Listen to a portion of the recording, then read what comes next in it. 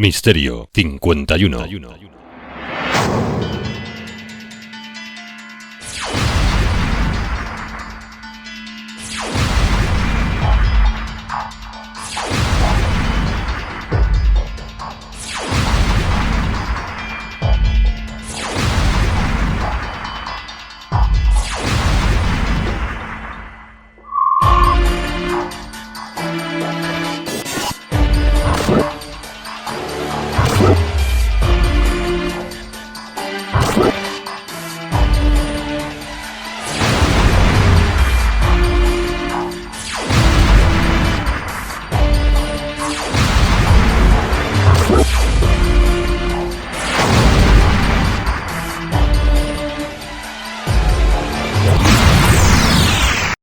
Hay momentos de la historia en la que el ser humano pues ha dado muestras de ser casi lo contrario. Hay veces en la vida que uno, pues no lo sé, ¿no? Se siente triste, dolido, doloroso o echa de menos ciertas cosas. Yo muchas veces he pensado que tenía un problema y lo he comentado alguna vez con ustedes. ¿Por qué me llama tanto la atención la Segunda Guerra Mundial? Y ya tengo 46 años, ¿no? Ya hace un tiempo de todo esto.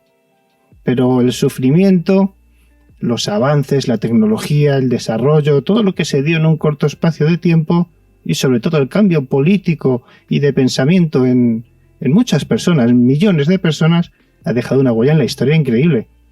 Vamos a hablar con Eric Frattini esta tarde-noche y lo vamos a hacer sobre todos estos temas. Un fuerte abrazo, bienvenido a Misterio 51, Eric, muy buenas tardes, noches, ¿cómo estás? ¿Qué tal? Buenas noches, David, ¿qué tal estás? Bueno, primero encantado, darte las gracias por dejarnos verte, dejarte caer por aquí para contarnos cosas, historias. Tengo un pequeño detalle anecdótico que espero que te guste, que te contaré ahora más adelante. Pero vamos primero a entrar un poco en la etapa moderna y enseguida pasamos al libro. Lo primero, quiero saber tu opinión de la etapa que nos está tocando vivir. Yo sé que has estado viajando, te he escuchado muchísimas veces, te sigo hace mucho tiempo, has estado en Alemania, has estado en una cantidad de lugares investigando, de hecho has hecho amigos por todo el mundo, entre comillas, que se entienda bien, tienes enemigos seguramente por todo el mundo, has escrito absolutamente de todo sin cortarte un pelo. Y claro, ¿qué pasa ahora en esta época que te lo habrán preguntado, Eric? ¿Qué pasa con esto del coronavirus? ¿Cómo lo ves tú desde tu perspectiva? Pues soy poco dado a las conspiraciones, realmente. Puede ser que soy más dado a pensar que esto fue un virus, como fue en su momento la gripe aviar, me acuerdo, o como fue el mal de las vacas locas también, que fue una enfermedad que se difundió por un mal control sanitario, que algo realmente organizado y orquestado por los chinos para destruir las economías mundiales, ¿no? Que son las cosas que se están diciendo ahora. Yo soy poco dado a eso, soy poco dado a pensar que, claro, que vete tú a saber, porque tal y como se mueve el mundo ahora, donde nosotros tenemos un gobierno que no para de mentirnos, y lo malo es cuando, que además viene muy a la par de este libro, ¿no? Cuando permitimos, y yo creo que ese es el punto más peligroso que hemos pasado en nuestra sociedad, ¿no? Y te digo el caso de España, cuando ya aceptamos como institucional, ya hemos institucionalizado la mentira del gobierno con respecto a tanta cantidad de cosas que nos han dicho que no han sido ciertas, ¿no? Bueno, te podría decir desde el comité de expertos, a decir que ahora resulta que no compraron las suficientes jeringuillas especiales para darnos la vacuna, o sea, es una tras otra. Y el problema es cuando nos convertimos en una sociedad como la alemana de los años 30 y terminamos aceptando las mentiras que nos cuentan los gobernantes como algo institucional.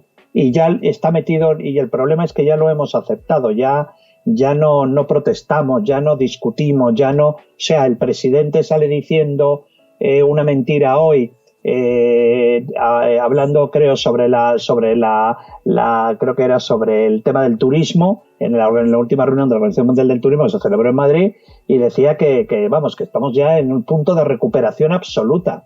Pero este señor sabe que estamos arruinados, este señor sabe que hay ciento y tantas mil empresas que han cerrado del tema de la hostelería por el tema de la pandemia y por el tema, o sea, es el problema, y es lo que le pasó un poco a la sociedad alemana de los años 30, que aceptaron las mentiras de gente como Goebbels y de gente como Hitler y se las creyeron, y bueno, así les resultó. Yo creo que eso es cierto. Creo que no estamos tan lejos de salir a la calle y que cualquier día pase algo, ¿no? Quizás no somos una sociedad como la americana, mejor dicho, la estadounidense, ¿no? Que tiene más armas que cubiertos en la mesa, pero quizás estamos cerca de algo gordo, ¿no? ¿Tú crees? Eres muy optimista con la sociedad española. Yo soy muy crítico con la sociedad española. Vivimos en una sociedad absolutamente dormida. La gente está verdaderamente estúpida y agilipollada. Sí. La gente, porque además al fin y al cabo además te lo digo, es decir, es como, no sé cuál es tu situación, pero la mía es que yo, en vez de comer 7 días a la semana solomillo, a lo mejor comeré 3. Si me llega 800 euros de energía eléctrica, de recibo eléctrico, voy a pagarlo, está claro. Pero toda esa gente que no van a poder pagarlo, ¿dónde está? ¿Dónde está esa gente? Yo me encuentro en esa situación, ¿eh? Yo me he pasado toda la pandemia como supervisor en una empresa de servicios de auxiliares de seguridad y me quedé sin trabajo justo en diciembre, después de comerme toda la pandemia, y llevo 2 meses buscando trabajo, y esto es una cosa de loco. Yo mantengo una teoría. Yo no sé si los gobiernos, yo creo que lo que tendrían que dejar es de proteger su sillón, su futuro. Bueno. Y lo que yo pienso a veces, digo, ¿realmente es tan difícil, Eric, que llegar a un acuerdo con los bancos, con las hidroeléctricas, con el agua, luz? O sea, yo digo, hipoteca, agua, luz, gas y teléfono, no lo pueden 3, 4, 5 meses aplazar.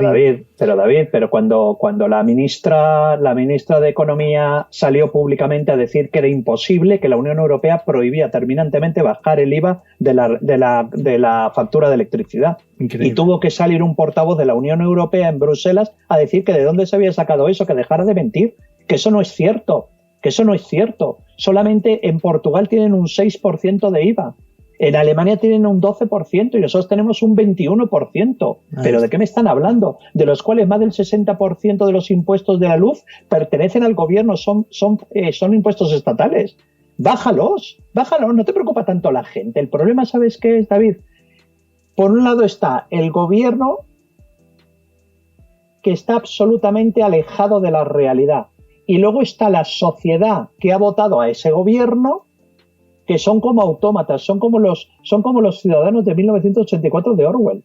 Yo lo sigo viendo. Yo sigo viendo cuando a mí, amigos míos extranjeros, y me dicen, oye, ¿cómo está el tema en España? Digo, pues no sé, porque yo las únicas protestas que veo es en Twitter.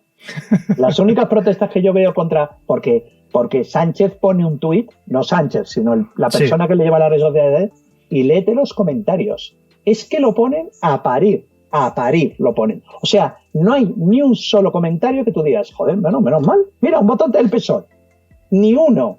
Pone un tuit Irene Montero y la ponen a parir. Pablo Iglesias, a parir. Echenique, a parir. Sí. Pero yo digo, ¿pero dónde está esta gente? ¿Pero dónde está toda esta gente? Bueno, yo no sé si te habrá pasado a ti. Yo, por ejemplo, cuando estas triples elecciones que tuvimos tan consecutivas, pues cada uno tiene un círculo, ¿no? Siempre hablas, comentas. Bueno, yo voté en mi caso a 3 distintos, porque siempre procuro que haya un cambio, que pase algo, ¿no? Ya me da igual el que salga, porque ni el PP es el PP, ni el PSOE es el PSOE, ni el otro es el otro, ¿no? Están casi todos a lo suyo. Y resultó que nadie había votado a los que ganaron.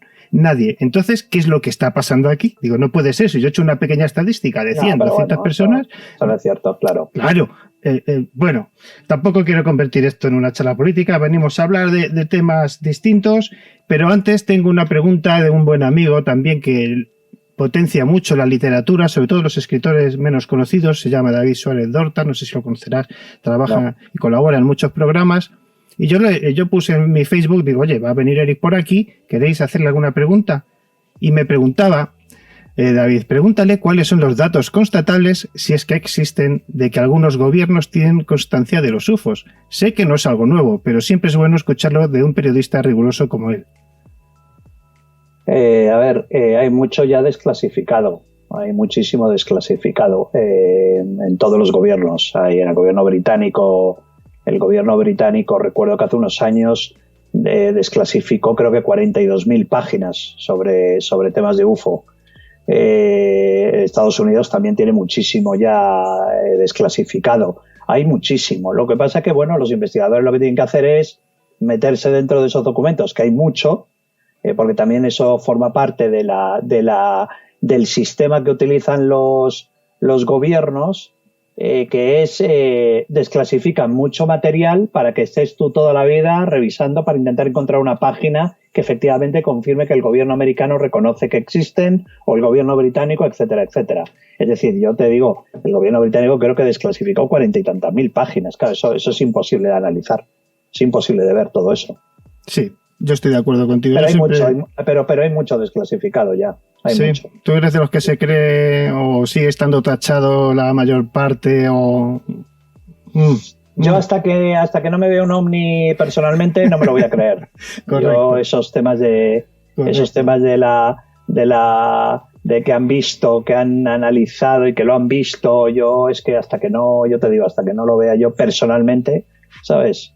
Porque luego hay muchas declaraciones efectivamente hay muchas declaraciones de pilotos, hay muchas declaraciones ¿sabes? Hay muchas declaraciones, pero no hay nada consistente que diga sí, efectivamente un gobierno ha reconocido que efectivamente existió, hubo una aparición, un ovni se vio en tal punto del planeta, pero no ha habido ninguna confirmación por parte de ningún gobierno. Es curioso. Es más, tú que has investigado el tema alemán a más no poder, que yo creo que ya tienes que tener hasta pesadillas, los alemanes, aparte de los V1, V2 y de aquel platillo, todas estas cosas fueron capaces de ir muchísimo más lejos, y los que habéis llegado muy fondo, muy a esa trastienda, habéis alucinado realmente hasta dónde pudieron llegar y por qué poquito este mundo no es completamente distinto, ¿no? Bueno, es que realmente todo lo que ha sido por ejemplo, todo el tema nazi, por muchos periodistas, por ejemplo, me lo estáis preguntando ahora, de por qué atrae tanto el tema nazi.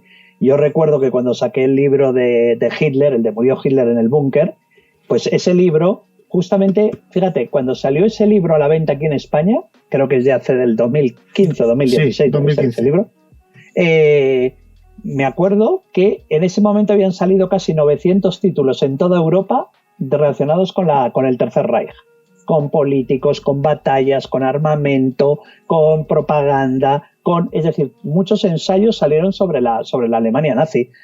O sea, ¿qué quiere decir? Pues que las nuevas generaciones, yo creo que es lo que sorprende un poco, ¿no? Que las nuevas generaciones quieren saber realmente cómo fue posible que una sociedad tan culta como la alemana pudieran permitir lo que permitieron y que desembocó en lo que desembocó. Yo siempre digo, es que me gusta mucho todo esto, y reconozco que no existiría una Segunda Guerra Mundial sin una Primera. Esto no viene solamente de los años 30, ¿no? Habría que retomar un poquito el pasado, ir paso a paso y viendo cómo se construye ese odio, ¿no? Pero sí que es cierto que a partir del 33 o por ahí, ¿no? 32, los alemanes cambian mucho porque ese ascenso, ¿no?, de Hitler empieza a ser, bueno, para ellos es de ser un iluminado, ¿no? Pero un problema para el mundo, ¿no? Bueno, pero es que es muy fácil, o sea, es muy fácil. Ellos ascienden, Hitler asciende al poder en un momento con una crisis económica brutal de Alemania, estaban en la quiebra, estaban estrangulados por las indemnizaciones de guerra de la Primera Guerra Mundial, un país totalmente dividido, un país con disturbios en las calles constantemente, y de repente aparece un cabo de la Primera Guerra Mundial que empieza a dar discursos que todo el mundo, todos los alemanes querían escuchar. Es decir, aquí los malos son los judíos, hay que destruirlos. Aquí es la banca extranjera, hay que destruirla. Aquí tenemos que volver al nacionalismo alemán, al Panzer Nationalisten alemán. Entonces, claro, ese tipo de discursos calan muy rápidamente en una sociedad que está tocada porque está totalmente su orgullo está por los suelos. Y entonces, claro, ese tipo de discursos cala muy fácilmente, como calan los partidos populistas. Entonces, claro, es muy peligroso. Ese tipo de discursos son muy peligrosos. Cuando aquí hablamos del tema hablamos con el tema de la inmigración, son discursos muy fáciles de calar. ¿sabes? Hay que votar a un partido porque estamos en contra de la inmigración que nos viene a quitar el trabajo a los españoles. Pues eso es un discurso muy fácil, ¿vale? Pero claro, hay que tener mucho cuidado con ese tipo de discursos porque puede suceder como lo que sucedió en Alemania. Puede suceder puede suceder el ascenso y simplemente, si es que Hitler tampoco hizo una campaña electoral. Si tú analizas la campaña electoral en la que Hitler gana las elecciones, Hitler, sí, efectivamente es el partido más votado, pero no consigue la mayoría. No, de hecho viene de perder. Efectivamente, necesita un grupo de partidos conservadores para apoyarle a él y finalmente Hindenburg decide nombrarlo canciller con todo el dolor de su alma porque no quería nombrarlo canciller. Me recuerda un poco a la historia de Franco también, ¿no? Cuando le nombran los generales que no lo quieren ni ver. Un poquito así. Sí, lo que pasa que a ver, Hitler era un charlatán. Sí. Hitler era un payaso, Hitler era un charlatán. Franco era el general más joven del ejército español y además no por ascenso, sino por guerra, por estar en campaña de guerra. Y se convierte en el general, además dentro del ejército, no te digo ya a nivel de la sociedad civil, pero dentro del ejército sí que se le veía como un general muy carismático. Y lo querían mucho, desde luego. No sé si lo querían tanto, yo no sé si los soldados, lo querían tanto, no sé si lo querían tanto, pero bueno, sí que es cierto que todo el ejército, todo el generalato de aquella época sí que veían a Franco como un tipo como muy carismático y al que unos decidieron que no iban a apoyar en un principio y luego terminaron apoyándolo, otro que no quería apoyarlo y misteriosamente tiene un accidente en un avión y fallece, pero realmente el generalato estuvo. Es más, Franco llega hasta el año 75 gobernando este país con un generalato y unas fuerzas armadas totalmente herméticas alrededor de él. Y eso es lo que hace que tenga tanto poder y que, por supuesto, sea imbatible a la hora de cuando pedían. Yo déjame que me ría mucho, porque, claro, yo me río mucho ahora cuando ves a los políticos que decían, no, yo estuve en la cárcel luchando contra Franco. Digo, ¿qué vas a estar luchando contra Franco? Si Franco se murió en su cama. Franco se murió en su cama en un hospital. Murió de viejo. Como un campeón. ¿Qué luchaste tú contra? ¿Acaso, efectivamente, tú lanzaste unos pasquines, te detuvieron y te metieron en la cárcel? Pero eso no es luchar contra el franquismo. Eso es que te pillaron tirando las pancartas y contra Franco. Pero claro, me río mucho cuando veo a todos esos políticos que se ponen en el currículum, yo luché contra Franco. Pero bueno. Ya sabes que todo vende. Murió Hitler en el búnker. Yo tenía una pequeña anécdota antes de llegar al libro, ¿no?, que presentamos hoy.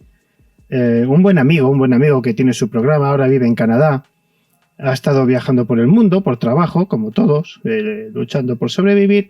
Bueno, pues él me contaba, ahora tú me dirás, él me contaba que su padre tenía un bar en Asunción cuando él era muy pequeño y había un señor español que tenía un cargo que él solía contar muchas cosas cuando se emborrachaba en el bar por las noches y el padre de este amigo mío lo tenía que frenar, ¿no?, porque podían pasar muchas cosas, ¿no? Este señor tenía el cargo de buscar a españoles que estaban en contra del franquismo y denunciarlos para cuando volvieran a España, pues trincarlos, ¿no?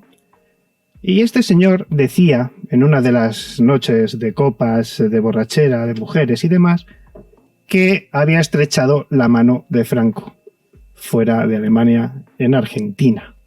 De Hitler, la mano de Hitler. Perdón, de Hitler. Y lo decía todo orgulloso, antes de mandarlo callar, cerrar el bar y estas cosas, ¿no? A mí mi amiguete me decía, yo creo a mi padre y a mi hermano que lo pudo vivir, ¿no? ¿Qué hay de Hitler? ¿Realmente alguien se puede creer a día de hoy que se suicidara y que se lo creyeran? A ver, yo para escribir el libro de Murió Hitler en el búnker, pues he mirado más de 3.000 documentos que no te dicen exactamente, efectivamente vimos a Hitler, ¿no? Pero sí que es cierto, por ejemplo, que hay documentos muy interesantes que yo tengo, que incluso alguno publico en el libro, donde, por ejemplo, J. Edgar Hoover, el director del FBI, dice que han detectado a Hitler en Argentina, ¿no? O que han detectado a Hitler en Colombia, o que han detectado a Hitler en Brasil. Es decir, luego hay muchas declaraciones que podrían ser concluyentes, por ejemplo, de un soldado, un oficial del ejército de la Luftwaffe, que está herido en Dinamarca, en la ciudad de Tonder, en Dinamarca, y dice que él estaba herido y que vio cómo aterrizaba un avión y del avión se bajaba Hitler y Eva Braun. Y misteriosamente, años después, a un piloto de la Luftwaffe, Baumgartner, lo están juzgando por crímenes de guerra en Polonia y él durante el juicio declara que él llevó a Hitler desde Berlín a una ciudad danesa llamada Tonder. Sí. Cuando no se conoce ninguno de los dos. Entonces ves muchas casualidades, ¿vale? Pero yo realmente en mi libro lo que te hago es, yo te presento todas las teorías. Yo no te digo créete esta o no te la creas. O sea, yo te digo las teorías que hay. Las teorías que hay sobre además te meto hasta las más posibles, hasta las más inverosímiles, como el famoso viaje a la Antártida, todas esas idioteces, ¿no? Pero yo te planteo todas las opciones que hay para que tú seas mayorcito y decidas cuál crees tú que puede ser la posible. Lo que sí está claro es que para mí, después de haber leído tanto documento sobre Hitler en América Latina, en el sur de América, después de la guerra, no me deja tan convencido de que Hitler se suicidara en el búnker, aquel 30 de abril. Luego, además, un personaje que se pierde el día D por estar sumamente drogado hasta las cejas, digamos, ¿no? Estaba durmiendo, ¿no? Y se pierde el día D. Tenemos un libro que es Los científicos de Hitler, que cierra una trilogía, ¿no, Eric? El del medio, que es el que a mí me falta, ¿cuál es? ¿El de la huida de las ratas? Sí, La huida de las ratas. Ha sido mi penúltimo libro, vale, donde relato la historia de 12 criminales de guerra de diferente importancia en la maquinaria de industrialización del asesinato y cómo consiguieron salir de Europa, huir de la justicia aliada y refugiarse en América Latina. O en Estados Unidos, alguno. Los científicos de Hitler. Bueno, yo he estado preparándome un poco todo esto y claro, uno empieza hacia adelante, hacia atrás, hacia adelante, hacia atrás. Porque hay personajes, hemos oído hablar todos de Joseph Mengele y demás, pero hay personajes como Bruno Wenger, por ejemplo, que desde aquella expedición ya empiezan a hacer cosas, ¿no? La Nennerve es tan importante, quizás, o más que las SS en la creación de toda esta gran mentira, ¿no? De la raza aria, del nacionalsocialismo. Bueno, la Nennerve forma parte de la propaganda del Tercer Reich con respecto a las razas subhumanas que llamaban los alemanes, ¿no? La Nennerve, hay dos Nennerves realmente. Una que va desde julio del año 35, cuando se funda la Nennerve, al año 36, hasta el discurso de Hitler en el Congreso del Partido en Nuremberg, en el año 36. Hitler da ahí un discurso. Hasta entonces, hasta antes de ese discurso, la Nennerve era una organización dedicada a las idioteces de Himmler. Pues era buscar el Santo Grial, localizar la lanza de Longinos, darle un punto de vista esotérico, ¿vale? A partir del año 36, cuando Hitler da ese discurso contra los charlatanes, ¿vale? No cita a la Nennerve, pero Himmler sí que se da por aludido. Y entonces a partir de entonces es cuando la Nennerve se reconvierte, es decir, se comienza a reclutar a científicos, es decir, con cierta seriedad dentro del mundo académico alemán, con el fin de que transformaran sus conocimientos o degeneraran sus conocimientos académicos para explicar al pueblo alemán de que era necesario llevar a cabo el Holocausto. Y en eso se convierte realmente. Se convierte en el aparato, la Nennerve se convierte en el aparato que explica científicamente, o según ellos lo explican científicamente, para acabar con una raza degenerada que son los homosexuales, que es cuando empiezan realmente todas las campañas de persecución de los homosexuales. La mayor parte de ellos terminan en campos de exterminio y terminan en cámaras de gas. O, por ejemplo, todo lo que supone todo el tema, por ejemplo, de Lebensborn, el proyecto Lebensborn, que fue crear granjas con mujeres alemanas de raza aria para ser inseminadas por oficiales de las SS con el fin de dar hijos al Reich. O, por ejemplo, conformaron toda la arquitectura del programa T4, que fue el programa de eutanasia para acabar con todos los enfermos mentales o ciudadanos alemanes que tenían enfermedades degenerativas. Entonces, bueno, que sufrían de síndrome de Down, que tenían deformaciones, que estaban en psiquiátricos. Se calcula que mataron con la operación Action T4, se calcula que mataron a 275.000 alemanes, hombres, mujeres y niños. Fueron los que diseñaron toda la estructura para el robo, el saqueo de obras de arte, archivos y bibliotecas de los países ocupados. Fueron los responsables del Instituto de Investigación Científica Militar, que llevó a cabo, fue el inicio de los experimentos más atroces que se han llevado en los campos de exterminio. Es decir, que a partir del año 36, la inocente Ahnenerbe pseudocientífica se convierte en un aparato muy duro de propaganda y en un aparato muy duro de represión del propio régimen nazi. Hay un campo en Francia, muy cerca de Estrasburgo. No es tan conocido para la gente común. Cuando digo gente común, pues para aquel que ve películas o 4 documentales, que es el de Streethof. Entre 1942 y el 44 es donde más crímenes de este tipo e investigaciones de la Ahnenerbe se producen en esto de la raza aria. Cuéntanos un poco en qué consiste esto. Muy poca gente sabe que la Universidad de Estrasburgo, que está muy cerca del campo de Natzweiler-Streethof, fue establecida como una universidad de investigación del Reich en Estrasburgo. Ahí hubo un científico de la Ahnenerbe, Hirt, que decide crear, intentar el diseño de una colección de cráneos judíos, porque Hirt decía que era necesario para combatir a una plaga conocer exactamente cómo se genera esa plaga, ¿no? Él se refería a los judíos. Entonces él lo que hace con Bruno Beger, que Bruno Beger era uno de los exploradores que se fue con Schaffer al Tíbet a buscar el origen de la raza aria en Tíbet, él se dedica a recorrer diferentes campos de exterminio, Auschwitz, Mauthausen, Birkenau, y empieza a clasificar mediante medidas antropométricas a tomar medidas de cráneos de prisioneros judíos, hombres y mujeres, ¿vale? Entonces, a medida que él decidía que tu cráneo era interesante para su estudio, ¿vale? Te trasladaban en un tren, te trasladaban al campo de Natzweiler. Y directamente lo que hacían era te llevaban a una cámara de gas, te trasladaban el cadáver, lo trasladaban a una serie de piscinas para descarnar el cadáver, y el cráneo era utilizado para una serie de colecciones, para establecer una colección, porque se pretendía en Viena crear un museo del judaísmo, digamos como una forma de conocer al judaísmo para combatirlo. Y este fue Hirt, que formaba parte del equipo de científicos de la Ahnenerbe.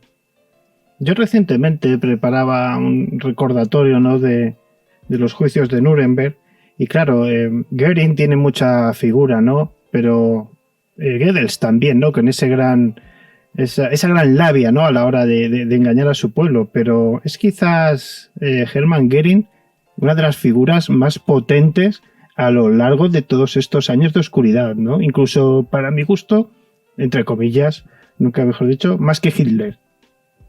Bueno, es que realmente, si te das cuenta, los estudiosos nunca hemos encontrado ningún documento donde Hitler diera la orden del Holocausto. Ninguno. No hay ningún documento firmado por Hitler donde se cuidaron muy mucho el Partido Nacional Socialista de que apareciera ningún documento de Hitler firmando la orden de Holocausto, ¿vale? Aparecen muchísimos documentos de Himmler, aparecen muchísimos documentos de Reinhard Heydrich en la famosa conferencia de Wannsee, pero no hay ningún documento firmado por Hitler. El documento más alto de una institución del Reich es el documento firmado por Hermann Göring, que yo lo publico en el libro, donde da órdenes expresas a Himmler y a Reinhard Heydrich para que comiencen a diseñar la estructura de la solución final al problema judío en Europa. Y eso es lo que da pie a la conferencia de Wannsee en un lago en las afueras de Múnich, y se decide a partir de ahí, se crea toda la estructura para terminar con el problema judío en Europa. Hablas también de España y la Nenerve. ¿Había mucha cuestión ahí? Bueno, hubo mucha relación a través de un arqueólogo bastante oscuro que había en España, Santolaya, Julio Martínez Santolaya. Sí. Este era comisario general de excavaciones del gobierno español en el año 39. Este era un hombre muy pro-alemán, es más, él había estudiado en la Universidad de Bonn.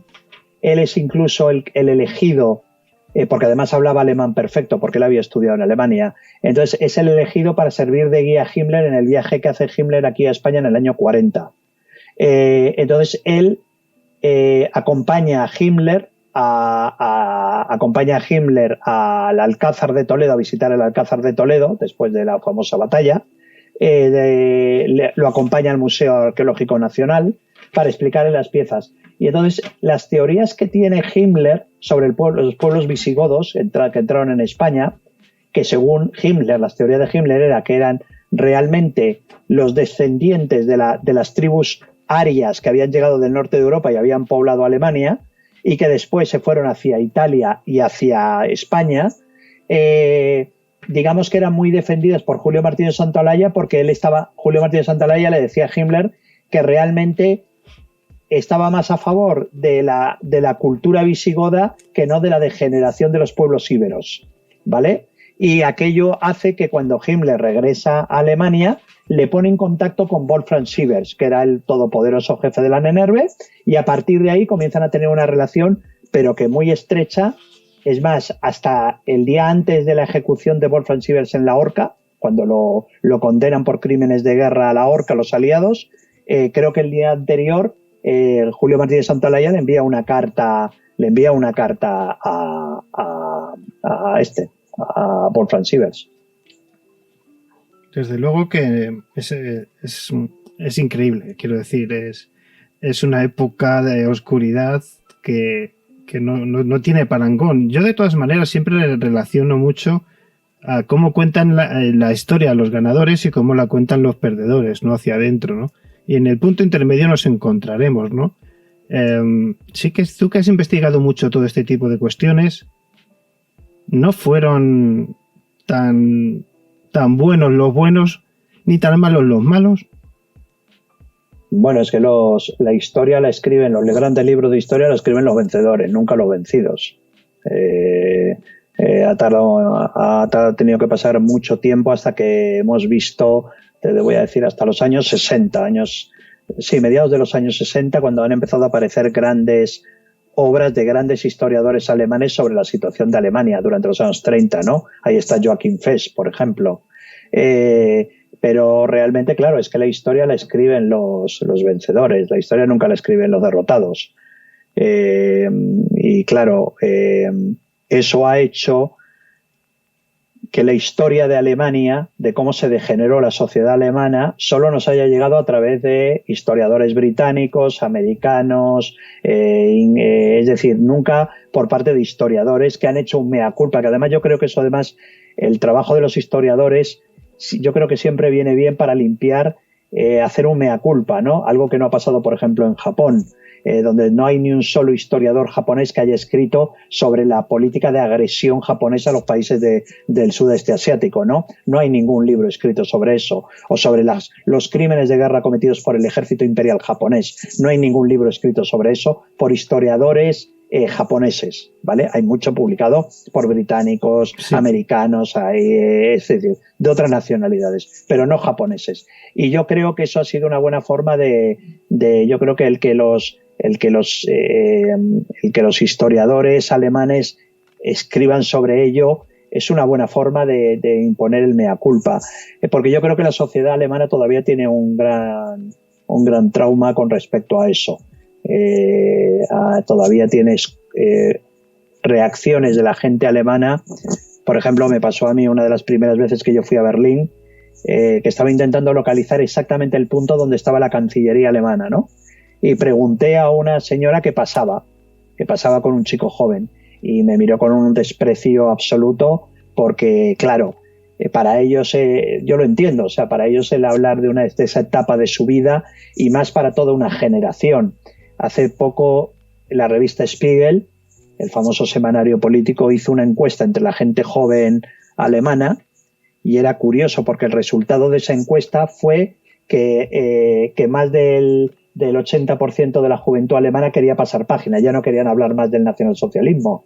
Pero claro, bueno, es como si de repente me dices que en España tenemos que dejar de hablar de la Guerra Civil Española porque fue una época traumática, una época de vergüenza absoluta, una guerra civil, y que queremos olvidarlo y ya no queremos hablar más de la Guerra Civil, ¿no? Yo creo que hay que seguir hablando de la Guerra Civil como hay que seguir hablando del nacionalsocialismo para que eso no vuelva a ocurrir. Aunque haya políticos que les interese tenerlo en vigor, claro. De hecho, muchas veces obviamos, por muy malos, ¿no?, que nos dijeran que fueron los alemanes, que realmente los malos no fueron todos los alemanes. Pero sí que es cierto que Alemania, cuando ya pierde definitivamente, sufre durante unos años muchísimo. Los prisioneros, por ejemplo, en Rusia, desaparecen la gran mayoría. ¿Cómo queda la Alemania la ex Alemania de Hitler? ¿Cómo queda esa primera década? Queda completamente destrozada. Hay dos películas muy buenas que yo recomiendo para ver eso mismo que tú preguntas. Una se llama Alemania Año Cero, de Roberto Rossellini, y que te indica muy bien cómo la sociedad alemana en Berlín intenta recuperarse del trauma que supuso yo no sé si tanto la guerra como si el nacionalsocialismo, ¿no? Y otra película muy interesante es Vencedores y Vencidos. Es muy interesante la relación que tiene Spencer Tracy, que interpreta a un juez del Tribunal de Nuremberg, con Marlene Dietrich, que es la viuda de un oficial del ejército alemán que le da refugio en su casa durante el tiempo que dura el Tribunal de Nuremberg, ¿no? Es muy interesante las conversaciones que hay entre el personaje de Marlene Dietrich y Spencer Tracy cuando realmente ella le explica de por qué todo un pueblo alemán ciegamente siguieron a un cabo de la Primera Guerra Mundial, ¿no? Y es muy interesante porque te explica un poco lo que realmente pensaba la sociedad alemana, ¿no? Y luego, pues bueno, yo siempre digo que la sociedad, por activa o por pasiva, son responsables, ¿sabes? Ahí siempre cojo la famosa frase del obispo Niemöller, cuando decía aquella famosa frase: primero vendrán por los judíos, pero yo no protestaré porque no soy judío. Luego vendrán por los comunistas, pero como yo no soy comunista tampoco protestaré.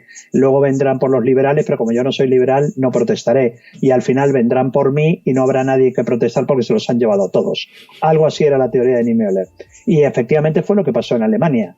En Alemania, mira, Martha Gellhorn, yo creo que cito el caso de Martha Gellhorn, la famosa corresponsal americana, esposa de Ernest Hemingway. Lo cuento en el último libro, en Ajuste de Cuentas, el último capítulo del libro de los científicos de Hitler, que cuando ella va por Alemania siguiendo a las tropas estadounidenses como corresponsal de guerra, ella comienza a preguntar a los alemanes si eran nazis. Y es curioso porque todo el mundo, ella dice una famosa frase para la revista Collier's, que era la revista para la que ella trabajaba, le dice que todo el mundo, es curioso porque ahora todo el mundo yo escondí a un judío, yo tenía amigos judíos, yo no era nazi, yo nunca voté al Partido Nacional Socialista, cuando se calcula que había 20 millones de miembros del Partido Nacional Socialista. Entonces, bueno, es un poco yo creo que también eso tiene que formar parte como en la época de la República, ¿no? Me imagino que habrá sido igual, ¿no? No he estudiado tanto la guerra civil, pero me imagino que habrá sido igual. Gente que combatió en el bando republicano y que cuando terminó la guerra habrá dicho: no, es que a mí me hicieron prisionero y me obligaron a combatir, pero yo realmente tengo mi mentalidad nacionalista y estaba a favor de las tropas de Franco. Entonces yo me imagino que eso habrá pasado mucho, pero yo creo que eso es el punto de supervivencia que tenemos los seres humanos para intentar sobrevivir. Y si para sobrevivir yo me tengo que envolver en una bandera de la esvástica, pues me envolveré en una bandera de la esvástica.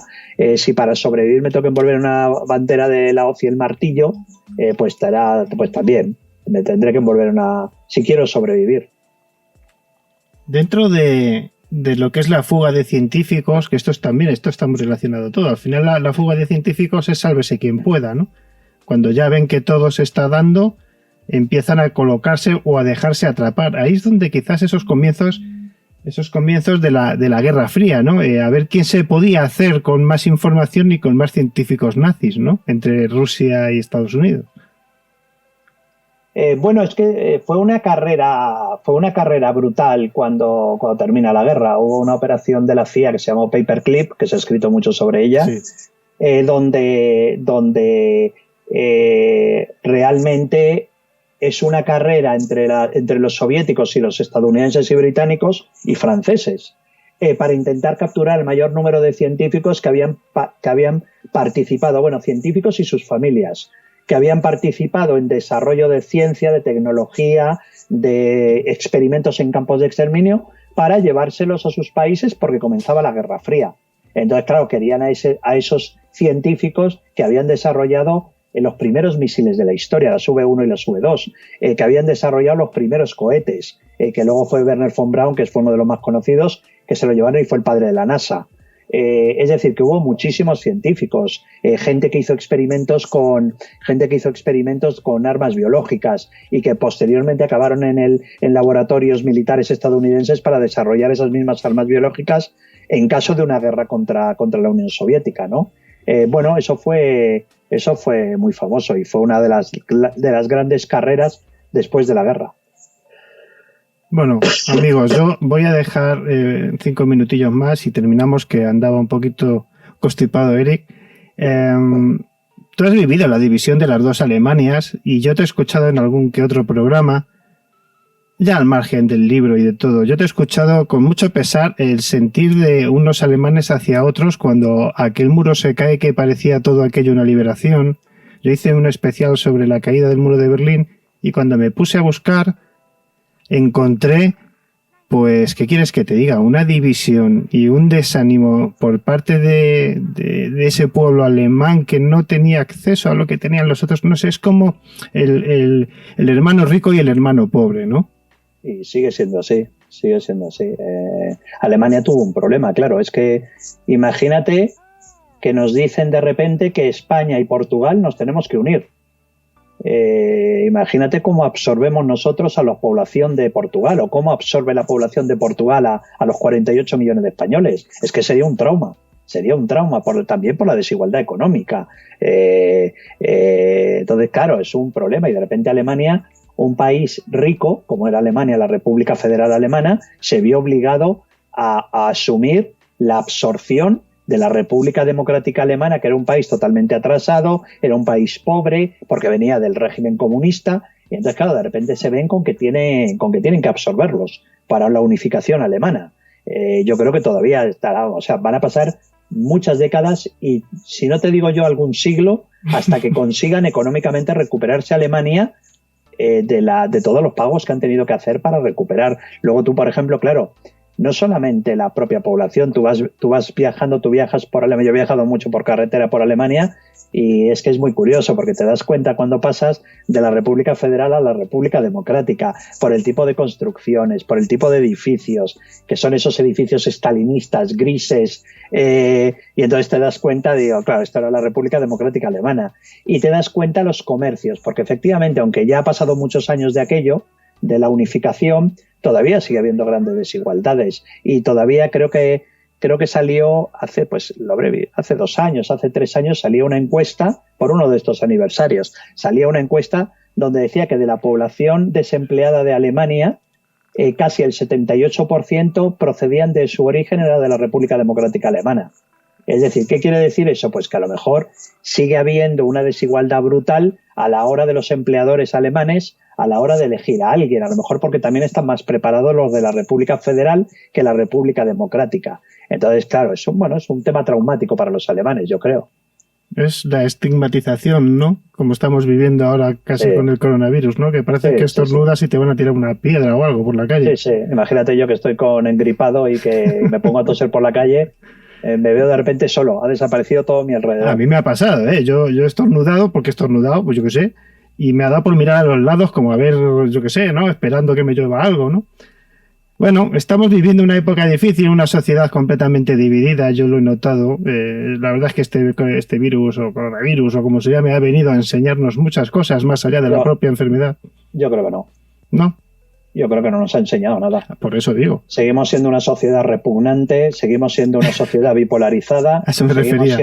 Seguimos siendo una sociedad... O sea, no hay que creerse esos eslóganes que nos vende el gobierno con salimos fortalecidos. No, para nada. En este país han muerto 80.000 personas. Yo no lo digo. Ayer han muerto 400 personas. ¿Tú lo has leído en algún sitio? No, yo de hecho, a mí me han criticado mucho porque yo suelo hacer un vídeo cada X tiempo diciendo lo que pienso. Entonces yo cuando decía que este virus nos ha enseñado algo, es que no nos ha enseñado nada, que es lo que yo quería decir, que seguimos siendo los mismos desagradecidos, seguimos siendo los mismos bordes con el vecino y así todo. O sea, seguimos siendo una sociedad... De yo y mi casa la mejor y tu casa que te fastidias. Allá tú como salgas de aquí. Y te digo, cada vez nos hace una sociedad... Porque, joder, ¿has visto tú el caso de la nevada aquí en Madrid? Uf. Un grupo de ciudadanos normales. Con lo de 4x4, ¿no? Los 4x4, que de repente deciden ceder sus 4x4, salir ellos a ayudar a la gente, a trasladar personal médico a sus hospitales, a sacar a la gente de los atascos, y terminan retirándose porque la gente les tiraba piedras. La gente del sector del taxi y de los VTC les tiraban piedras y les rompían las ventanas y deciden retirarse. Es que vivimos en una sociedad repugnante, verdaderamente repugnante. Sí, yo me he encontrado eso. Yo recuerdo mi etapa de conductor de ambulancias, tener que cortar una calle pequeña porque no había para aparcar, para subir a una señora mayor y empezar a pitar uno detrás, a pitar, y me tuve que acercar y decirle, porque no es tu madre. Si fuera tu madre, estarías callado. Entonces, claro, somos una sociedad de verdad yo creo que estamos mal y aún me preocupa, fíjate, el tema de los institutos y los colegios, la desidia que ha generado esto en el sistema educativo por parte de los estudiantes y la nueva generación de tecnología. O sea, está todo... Ayer han cerrado una fiesta clandestina en el antiguo Pacha de Madrid, una fiesta clandestina con 200 personas sin ningún tipo de medidas de mascarillas ni nada. Pero, ¿qué estamos haciendo? O sea, es que el problema... Yo siempre digo que la sociedad española aprende a palos, porque aprendemos a palos. Aprendemos a base de multas, aprendemos a base de... ¿Usted corre por la carretera? No hay problema, 700 euros de multa. Y entonces cuando dices, joder, no voy a volver a correr nunca más, aprendemos así, a base de eso. Y lo que hay que hacer es cerrar ese local definitivamente y ponerle tantas multas al empresario que no pueda volver a abrir en su vida. Pero claro, vivimos ahora mismo en una situación donde hoy escuchaba una declaración del presidente de la Asociación de Hostelería de España que dice que ya a finales, en diciembre del 2020, han cerrado 85.000 negocios de la hostelería, bares, restaurantes, tabernas, han echado el cierre. Y se calcula que en este año ya habrán cerrado 185.000, otros 100.000. 185.000 negocios. Y además es lo que yo digo, lo preocupante. Mira, el otro día estuve en un Mercadona haciendo la compra y estaba cargando la compra en el coche y se me acercó una señora, pero una señora normal y corriente, una señora como puede ser tu madre o la mía. Y la señora me acerca y me dice que disculpe, perdón, es que me da vergüenza. Digo, no, señora, cuénteme. Y dice, mire, que a ver si me puede comprar un paquete de 1 kilo de arroz. Eso está pasando ahora mismo aquí en España. ¿Y dónde está la gente que se está manifestando? Yo te recuerdo que cuando con el puto perro lo jodido del ébola, aquí hubo 5 manifestaciones contra el gobierno de Rajoy. 5 manifestaciones hubo. Bueno, acuérdate del fútbol, ¿no? Cuando aquellos equipos iban a descender y salieron a la calle montando la de Dios. Sí, pero bueno, eso ya sabemos que sí, que aquí el pueblo pan y circo, ¿no? Eso es pan y circo. Pero yo te digo, aquí con el perro aquel famoso que se tuvo que sacrificar por el tema del ébola, hubo 5 manifestaciones contra el gobierno. Incluso las peores de todas en la puerta de la sede de la calle Génova. Y está la gente muriendo de hambre. El otro día un amigo mío que trabaja de colaborador, de voluntario en un comedor social, ¿vale? Me decía que antes de la pandemia ellos repartían entre 150 y 170 comidas diarias. Y ahora están repartiendo entre 3.500 y 3.600 comidas diarias. Donde dice, bueno, no te puedes ni imaginar las colas que hay. No te creas que son todo colombianos, ecuatorianos, senegaleses. Son muchísimos españoles. Pero es lo que yo digo, ¿dónde cojones están? ¿dónde cojones están? O sea, ¿qué hacen? ¿Se cogen sus tuppers de los comedores sociales y se van a su casa a comerse la comida? ¿No van a protestar a la calle? ¿No van a pelear por lo suyo, por su futuro? Es que es un país que no tenemos ya futuro. No, ninguno. Coincido contigo. Estamos adormecidos por completo. Y luego... Totalmente adormecidos. Y luego estamos adormecidos por los medios de comunicación, que cada vez son peores. Los medios de comunicación, ya el problema que tienen es que no hay un medio de comunicación neutral. Tú ya sabes que si lees un grupo de periódicos, son próximos a los conservadores. Y si lees un grupo de periódicos o de páginas web, son sectores cercanos a Podemos y al PSOE. Correcto. Entonces, claro, al final dices, claro, así es. ¿Qué pasa? Que aquí no se ha visto un solo muerto. De los 80.000 muertos no se ha visto ni uno. Entonces, claro, ¿cómo estamos exigiendo a la gente joven? Oye, taparos, que esto es protegeros, porque eso es una epidemia que ha generado muchos muertos. ¿Cuál? ¿Dónde? Si no hemos visto ninguno. Porque aquí se ha cubierto todo eso, se ha escondido todo eso. Todos los muertos que ha habido aquí, 80.000 muertos hemos tenido, 80.000 ciudadanos españoles que han muerto en cuestión de pocos meses, y aquí nadie ha dicho absolutamente nada. Nada. Y seguimos aplaudiendo al señor Sánchez cada vez que sale a dar uno de aló presidente, un aló presidente. Entonces le aplaudimos y tú ves los comentarios con respecto a los aló presidentes del señor Sánchez y son verdaderamente brutales. El señor Sánchez hace una semana ha cesado a los dos principales investigadores de transparencia, que uno le estaba investigando por el tema del uso del Falcon, el mal uso del Falcon, el avión presidencial, y otro le estaba investigando, creo que recordar, que era por el tema de la pandemia, de cómo el gobierno había escondido y había manejado la pandemia, con el famoso comité de expertos, que no existió nunca. Eso fue digno.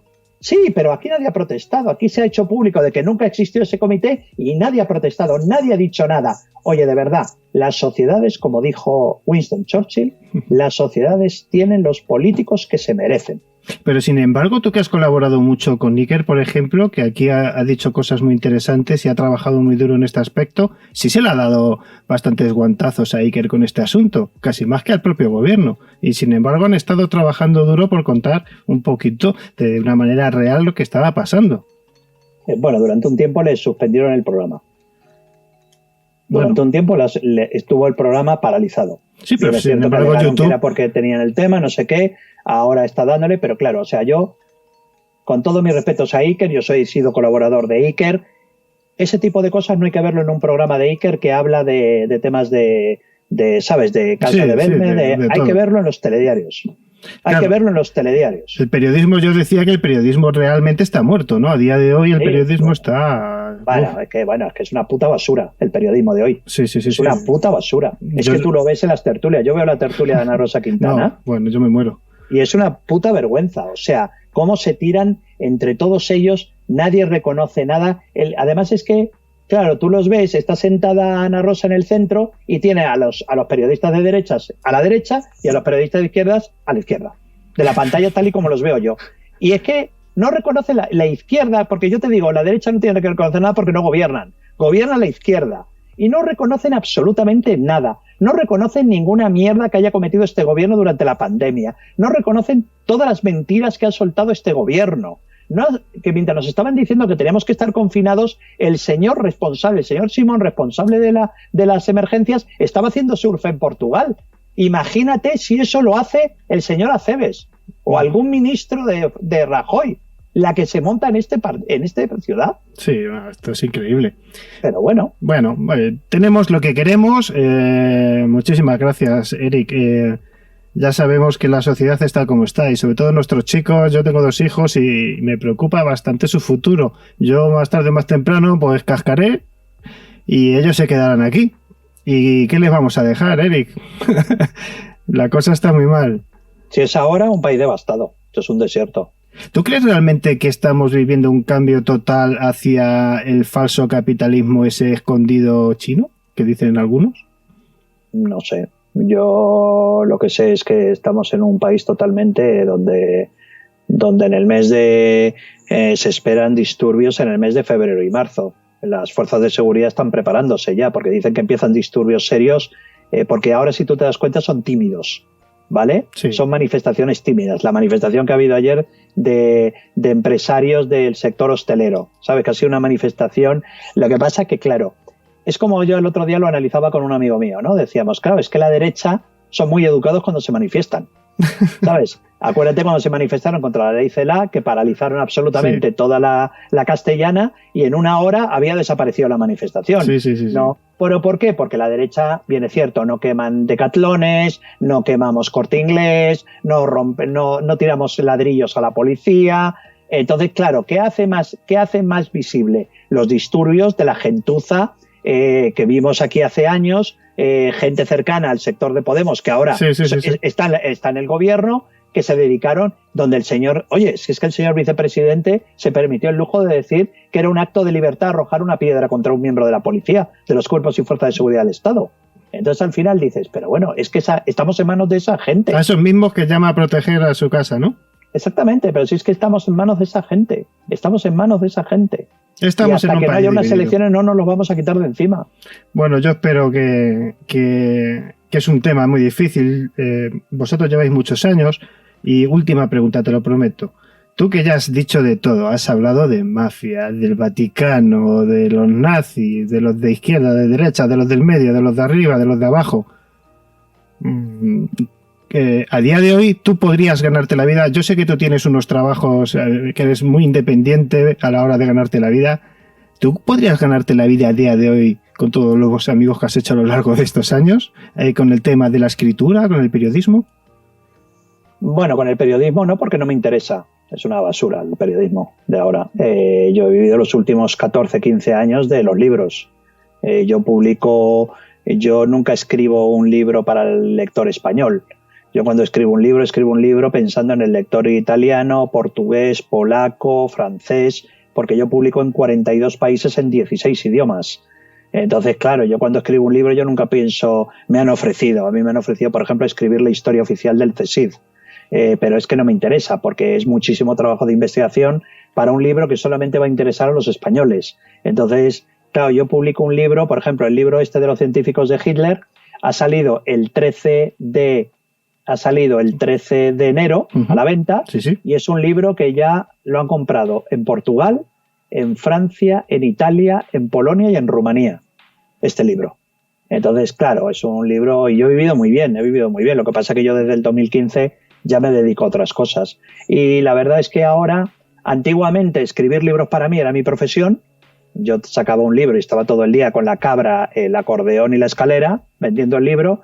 Y ahora ya me puedo permitir el lujo pues de decir que si no me apetece hacer una entrevista, pues no la hago. Porque realmente esto no es mi trabajo. Yo entiendo que por contrato mío con Planeta está con Espasa Calpe, está que tengo que ayudar a promocionar el libro. Por supuesto que sí. Tengo grandes amigos míos que son periodistas. Hoy ha salido una entrevista en el diario ABC que me ha hecho Manuel Villator, uno de los grandes periodistas de la historia de periodismo histórico.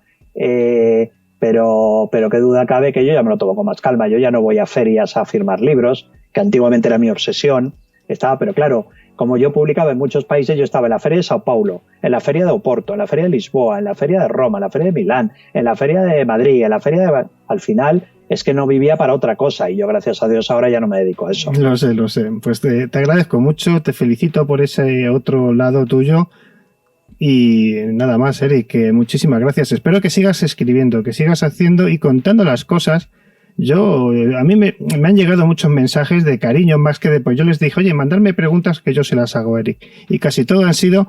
que es un tío cojonudo, que cuenta las cosas, bueno, ya sabes, ¿no? Te lo habrán dicho muchas veces. Hay de todo. Hay de todo, pero escucha, uno se podrá morir a gusto contando las cosas como las siente y como las cree, está claro, ¿no? Mira, te voy a decir una cosa, y que no suene petulante. Cuando tienes 57 años, como tengo yo, ya has corrido todo lo que tenías que correr. Tengo 29 ensayos publicados y 4 novelas en 42 países en 16 idiomas. Me genera una buena cuenta bancaria. Ya me puedo permitir el lujo de mandar a tomar por saco al primero que me moleste o directamente bloquearlo. Correcto. Eso es uno de los privilegios que tengo, que bueno, por lo menos tengo alguno. Bueno, de todas maneras, para tocar los palos que has tocado, Yo reconozco que he disfrutado mucho como oyente de todos los programas en los que has ido participando, ya me da igual la cadena o quién fuera el periodista en cuestión, has contado cosas que también te lo has tenido que pasar muy bien a lo largo de tu vida contando todos estos, que si el Vaticano, que si lo otro, que si... Has tenido que tener... un día tendrías que dedicar un programa aquí para los amigos de anécdotas de super la hostia, porque has tenido que tener anécdotas raras, incluso peligrosas, por un tubo. Pero eso será otro día y en otro momento. Un abrazo fuerte, Eric Frattini. Muchísimas Genial, gracias. David. Un abrazo muy, muy fuerte y un abrazo para tus seguidores.